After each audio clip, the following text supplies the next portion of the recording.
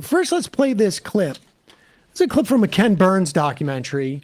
Credit to Dropsite for finding this. Yeah, I mean, this is I mean, I don't know how well known history it is.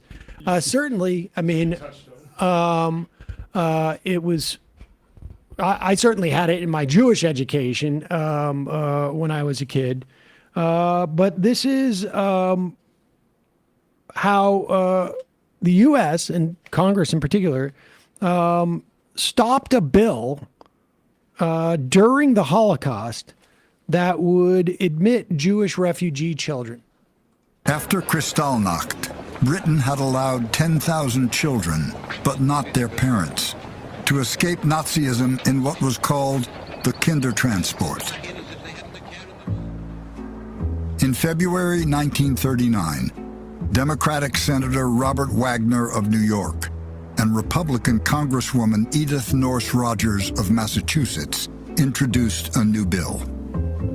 The bill says let's let in 10,000 kids between the age of 5 and 14 per year, 1939 and 1940, and let's not count them against the immigration quota system. The First Lady backed the bill. Her husband privately offered advice on how it might be passed, but said nothing in public.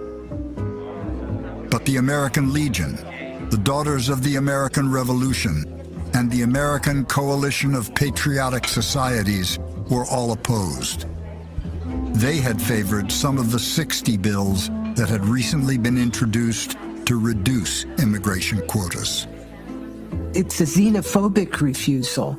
I can't explain it because it seems so cruel to me, especially given a country as big as the United States with plenty of space.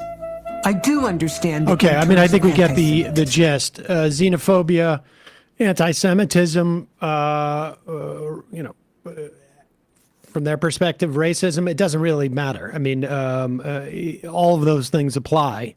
At one point in that clip, they recite a quote from someone speaking about how they're ugly children and they're going to turn into ugly adults and we don't want them in the United States, basically. It would diminish the purity of the American people. It would slowly they would take over from the whites. I mean, it's all rhetoric that we hear again today. It's just a different set of people that those bigots are now focused on. Except this time we're providing the bombs with our tax dollars that are killing these very children and maiming them. So it's even more of a responsibility for us to allow in these Palestinian children who have exhausted health options in other parts of the world and need the United States to step up here, at the very least. We've seen some examples of specific children, Palestinian children, getting visas to come visit. Miss Rachel, we featured one on her program, a little girl who had lost her limbs. And so, we've seen popular images, and apparently Laura Loomer on Friday was outraged. This triggered her. Here it is. Here is her tweet. Exclusive. Despite the U.S. saying we are not accepting Palestinian refugees into the United States under the Trump administration, I have obtained footage of Palestinians who claim to be refugees from Gaza coming into the United States via San Francisco and Houston and Texas this month. The Palestinians have traveled from Gaza to the U.S. with the help of a group called Heal Palestine. Literally heal, because, of course, they're bringing in people who need medical treatment.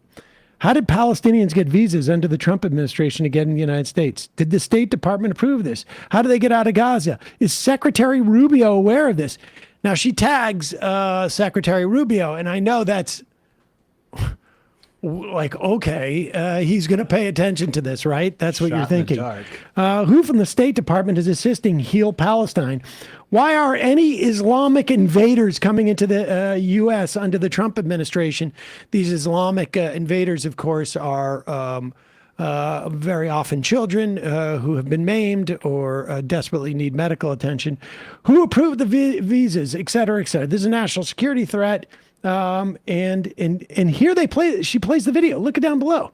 It is children from Gaza arrive in San Francisco. Yeah, she's obtained the video by screen Look at these recording. Islamic invaders, these children coming in for cancer treatments or for surgery or something to that effect.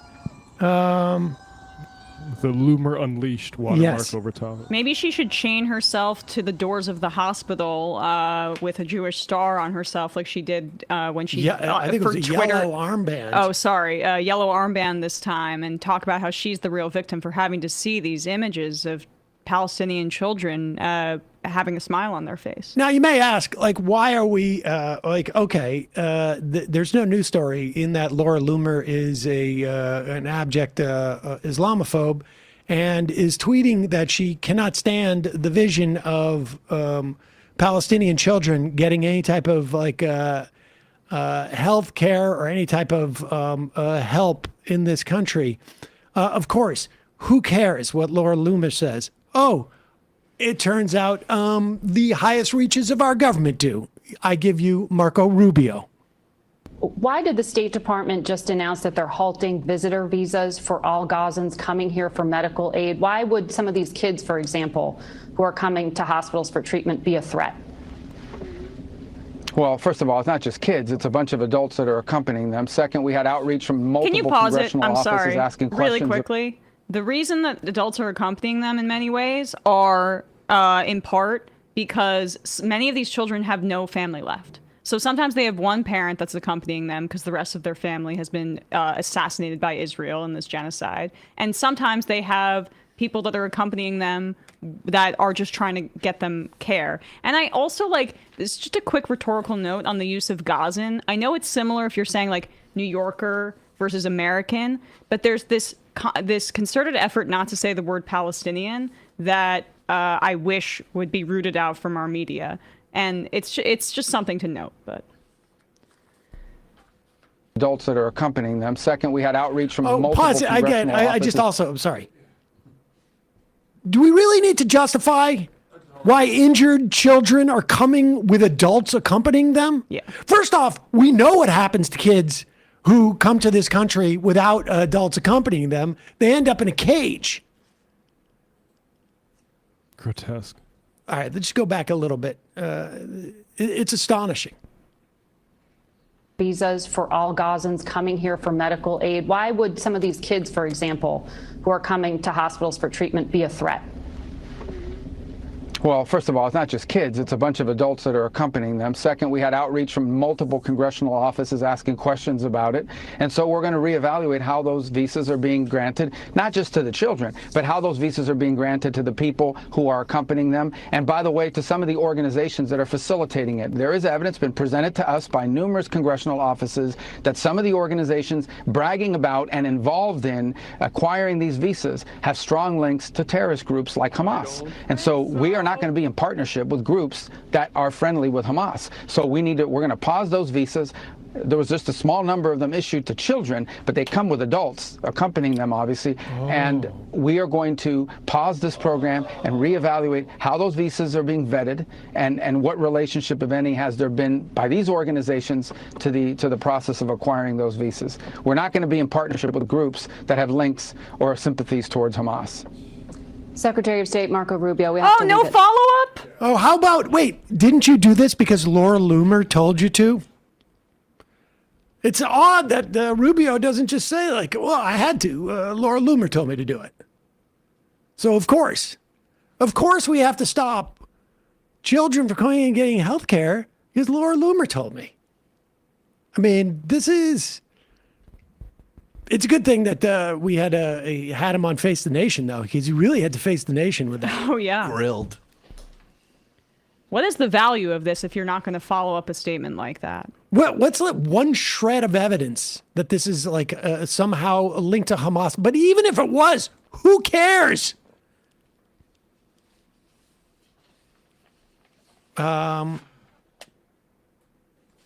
I hope Marco Rubio is proud of himself.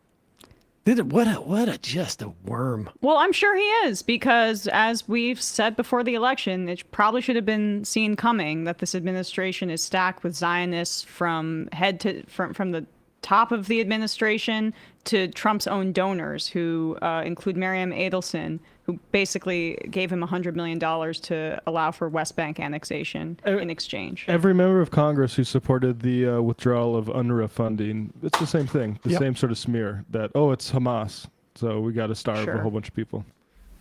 Hey, folks, don't forget to hit the subscribe button and check out our daily show. We do it every day at 12 p.m. Eastern for about 2.5 hours. We even take phone calls. You should check that out.